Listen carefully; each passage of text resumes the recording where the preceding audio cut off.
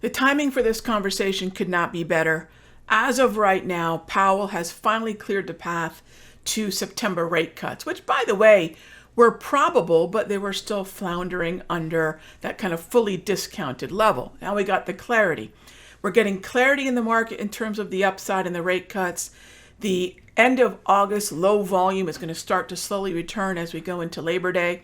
And probably no more so than ever is this conversation going to be absolutely a game changer as we go into the last couple months of the year.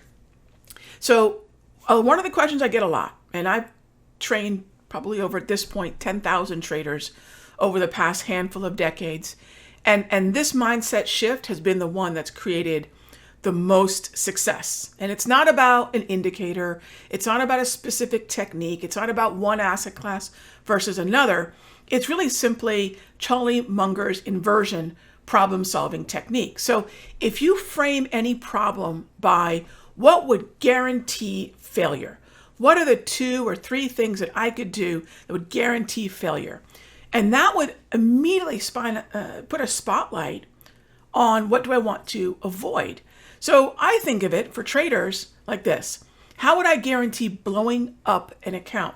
A lot of traders have done it. Well, because I was presented with this set of questions and this framework early on in my career, I've never blown up an account. Yes, I've had losing days, and of course I've had losing months, but I've never had a losing year, and I've never blown up an account. And it's because of I'm looking at everything through inversion. So what could I do to guarantee that I'm going to blow up an account? And it's really pretty simple.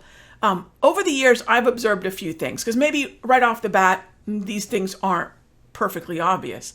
But number one is, what are the top 3 things that I've observed that have blown up nearly every trader's account that I've talked to traders about, right? Having never blown up one, I'm having to use their experience. And it's unfortunate and it's heartbreaking, and it doesn't have to be. One of the things that I found is people actually find me, their way to me or my trading room or my books or my courses after massive failure. For whatever reason, I've been just in this trader repair mode where people come to me and said, I tried this thing, it ended in disaster. I tried this asset class, it ended in disaster. So I've got to rebuild the trader. And it's an honor. And it's really something that all of us are probably going to go through in one form or fashion throughout our career. So what's better, obviously, if you've never blown up an account, that's great. What's better than having to go into trader repair is never crashing, destroying your account in the first place. And this video should take you well on that path to not ever doing it. So first of all, I'm going to go into what the number one thing I have found is that blows up accounts. And we're going to use DHI as an example. And I'm going to actually kind of celebrate and brag on a couple of our members in the Sector Secrets Mastery, because a handful of them, we have a great community. It's the largest mastery here at Simpler Trading. We have this great community where we have this main chat in the trading room. And then we have this off-topic part where traders can go off in little groups and discuss the kind of tools and setups that I look for, and they can support each other, which I love. It's an active community from 9:30 to 4. And a handful of traders, and if you're watching this video, you know who you are. I can think about 4 or 5 guys right off the bat. They said, Rog, we know that Powell is coming up. And we know that the home builders and the home construction sector is very sensitive to mortgages. But we see the uptrend in DHI. Now, how do they see that? Well, they use the top tier tools, or the TOPS tools, which are tools that I provide free to members on day one. We'll get into that in a little bit. So if you're struggling with certain tools to make these decisions, sit tight. I'll show you how to get them. And if you see what's happening, we had bullish momentum and bullish trend, and we had consistent green candles. And these are top tier candles. And this tells me the only thing I'm allowed to do is buy calls. And when? On a dip. On a dip to where? Well, this indicator right here is called a daily price movement range. It's a volatility based tool that looks at the typical price movement of, say, DHI, and lets me know what that range would be on a given day. So the gold zone's resistance and the gray zone is support. And they noted that price went into the gray zone. That's a dip with bullish momentum and a bullish uptrend in green candles. That's how we set up calls in the Sector Secrets Mastery. So what I find, the number one mistake, that a lot of traders make is rather than looking at the dip, they start saying, well, DHI's maybe gone too high and let me buy puts. That's counter trend. You might say, what's the difference between counter trend and buying a dip? If I have a trend, buying a dip is basically buying the stock or the ETF or the futures contract on sale. So the overall movement is higher, and this is a temporary period of a sale. It could be bad news, it could be any number of things, but the overall movement is up. Contrarian or counter trend is, well, I know it's an uptrend, but it's gone too far, so I'm simply going to buy puts and I'm going to look for that pullback. There's a difference between buying after the pullback and trying to trade the pullback. This is one of the absolute worst habits I see traders make. They counter trend trade rather than knowing the difference between buying a dip in an uptrend and trying to pick a top or pick a bottom, right? So that's number one. And if you can just overcome that, you're going to trade trends with follow through. You're going to find symbols prioritizing the trends, and you're going to have the patience to wait for these sales. The second mistake I've seen, again, over 10,000 traders, certain common facts, thinking about inversion, thinking backwards to what are the three things I could do to ensure a miserable trading life, right? Blowing up an account. Well, the other one is risking over 10% per trade on your account. So a lot of traders will put in a big trade. And a lot of this, I will say, is not a trader's fault. In fact, one of the worst things to happen to traders is, and I love the movie and I love the book, but what seemed to be the takeaway for traders, and we'll go to another chart and I'll show you the NASDAQ and sectors that I like within the NASDAQ. In fact, let's go to the XLC. All right, so what happened is this book called The Big Short came out and the movie came out. Love the book, love the movie, but for whatever crazy reason, traders started thinking their job was to pick the top, go all in, and try to make that great big, windfall of a trade.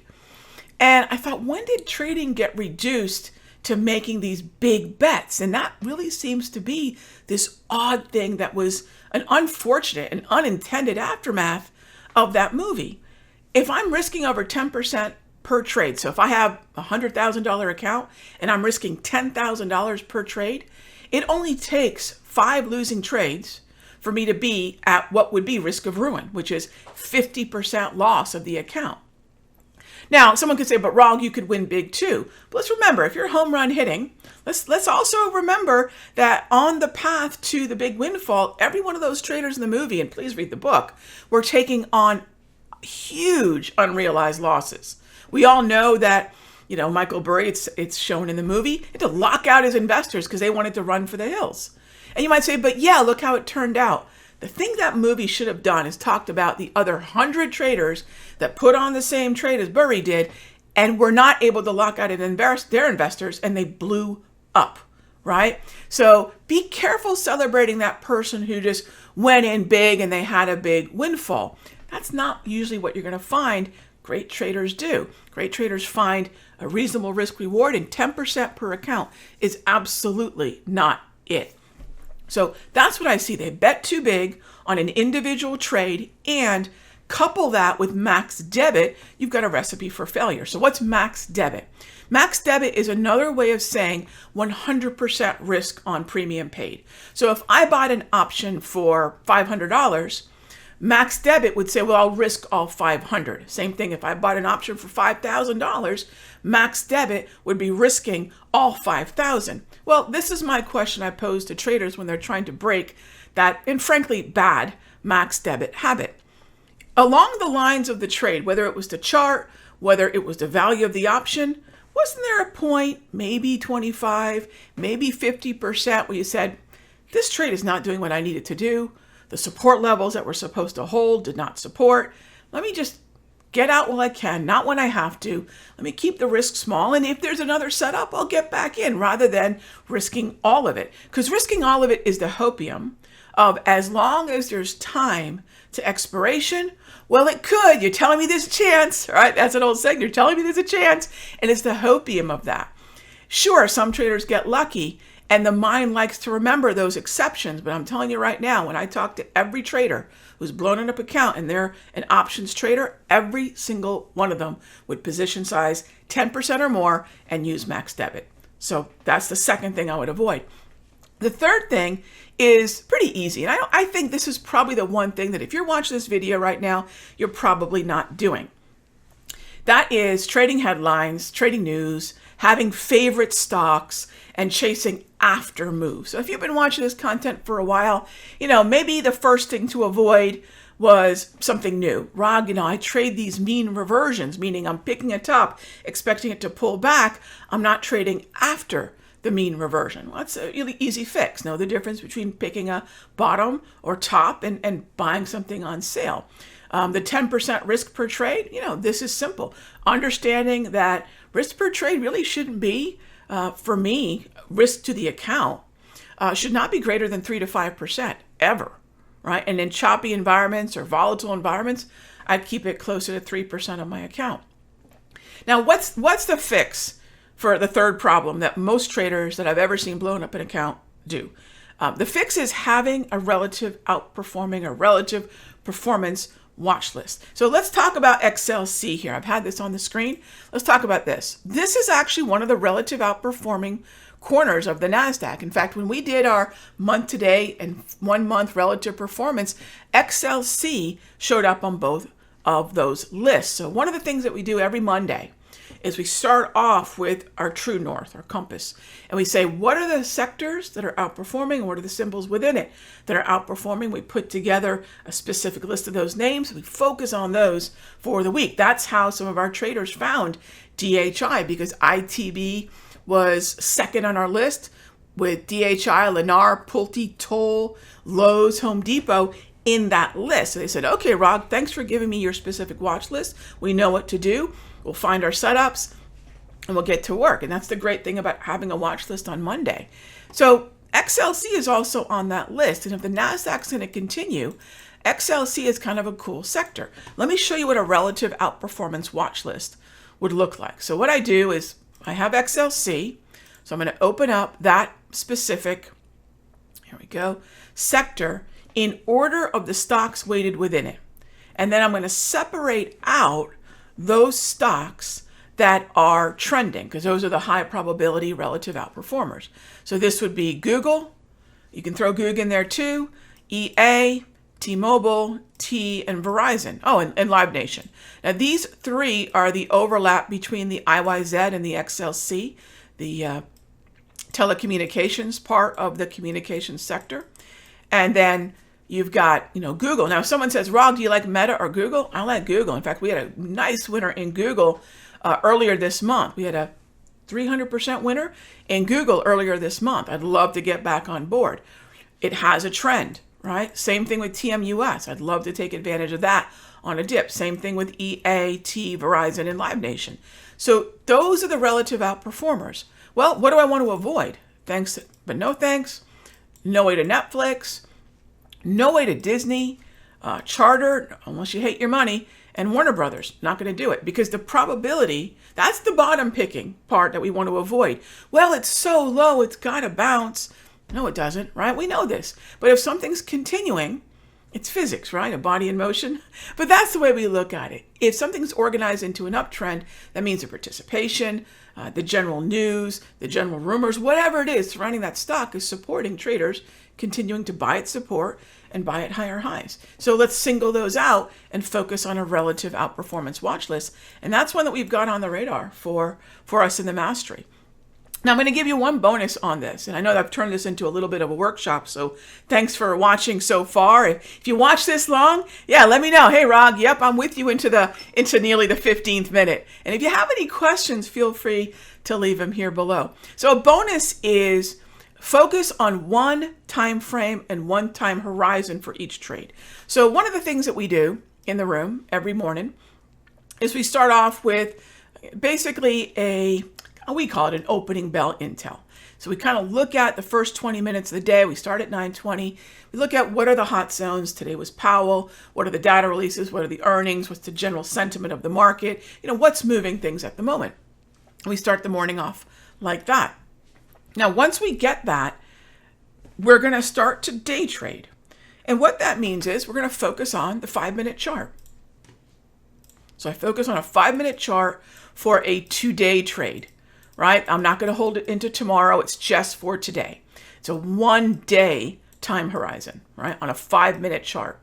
Not looking at the 1, I'm not looking at the 3, I'm not looking at the 15 to the 30 to agree with it, nothing. What are the support and resistance levels on the S&P? For example, that's what's on the screen on the 5-minute chart, and I'll trade that, period, right? Then we move on to the second half of our day, which is when I put the 1 hour and the daily into focus. And then I'll say, all right, are there any short-term swing trades to be had? Maybe we're looking at gold. GDX has been on our radar as well. So maybe I'm looking at something like this, and I'll say, hey, are there any short-term trades? So short-term swings, I will presume I will hold overnight, but the time horizon is 1 to 3 days, maybe 5. So I don't have to buy an expiration date that far out because I'm not really planning on holding much more than 3 to 5 days at the longer end of that time horizon. Now, if the trend is really strong, one of the trends that we love related to gold is GDX. This has been on our radar for a bit, and we love this trend in GDX. And so this would be, if I'm comparing GDX and I've got a daily time frame trend, I'm going to go for a daily time frame long-term swing. So now I'm looking at holding this, the time horizon, from say 2 to 10 days, and I'm going to still buy that same kind of setup. I'm going to look to buy a dip, right? So really what we have then is 3 time frames: 5-minute for day trading, 1 hour for short-term swings, daily time frame for long-term swings, and I also use a weekly for long-term growth, or basically what some traders might call active investing. And this is where we bought XLV at 130.15. So we bought XLV based on the weekly chart down at, and I'll show what that looked like, down at 130.15. Now, when I'm looking at the weekly chart, I'm looking at a setup that could be keeping me in that position for months, if not years, right? We're already looking at a move that has taken us almost to 140. It's almost 10 points. We had another trade in healthcare in AbbVie, and some of our traders were saying, hey, Rog, we bought this back in April. These cost, these were leaps that some of our traders picked up. They cost about $1,900 each, and these things are pretty much almost at about $4,000 each. And they said, hey, we've got a 100% return on this. What do we do now in terms of managing this longer term trade now that we've seen that kind of price appreciate? So I give traders that guidance, but they also know if they're setting up a weekly time frame, it's minimum of 6 months to preferably, hey, I'd love to own this thing as it continues north of 220. Let's see if we can't hold it for 12 months or longer, right? So each time frame has a job. And one of the things I find that traders tend to do that get them into all sorts of trouble is they use multiple time frame confirmation. The 5's got to agree with the 30, or the 30's got to agree with the hour, or the whatever it is. That typically leads to getting into trades too late, and it typically leads for waiting for things that don't necessarily increase the probability of follow through. In fact, there's an old joke, maybe some of you have heard it. What is an investment? Sounds like a knock-knock joke. What is an investment? Answer: it's a trade gone bad. And for far too many traders, well, I'll just put this stock in this other account. I really like the trade and I'll just hang on to it. It'll come back. So what is an investment to some traders? It's a trade gone bad. And we want to avoid that. And if we keep one style to each time frame, we're less likely to look for a time frame that agrees with us. How many times have you maybe been in a trade on a 15-minute chart? It's not going well, but you look at the 1 hour, you see, oh, it's agreeing with it. See, I just got to hold on to it a little bit longer. Those are the things that blow up an account. So I know that I've turned this into a workshop, but I'm telling you right now, gang, after thousands and thousands of traders, this is what I've learned after working with them. What are the mistakes that they make? They all succeed in different ways. Some like swing trading, some like day trading, others love the long-term account growth. The success in trading can be found on a number of paths, not just one. But the way that we lose is not that dissimilar. So if you can recognize those signposts on the way to crashing an account, it's easy to jump off the path. So that's what we want to keep in mind as we go into the fall trading season. I'm super stoked for it. We finally have some macroeconomic clarity around the target rates. Powell's provided us that. And now we should have a much smoother follow through, which is really something that's eluded us throughout August. So if you're ready for the fall trading season, I know I am. Come join us at the Sector Secrets Mastery. 30 days for $7. Everything you need on day one. We have a layout that's ready to go with some indicators that I've used for many, many years on day one. You're going to have a newsletter. You're going to have getting started videos, everything you need to get started on day one, as well as tech sessions every Monday. So the tech and the indicators and the charts are not the constraint for your trading, which is another thing we found. A lot of traders quit, not because they don't get trading, but they don't get the darn charting and the tech and the importing of the indicators. We make that as easy as can be. And the bottom line is, gang, I trade live each day. I trade what has worked for me for over 30 years, and I'm your real-time trading mentor. That's really what it is. I want to trade in real time, show you what I'm looking for, and hopefully this is going to get you on a really good path in terms of avoiding these 3 mistakes as you go into September. Thanks as always for watching. If you have any questions, leave them below. I check them out and answer them myself. Have an awesome weekend, and I'll see you next week.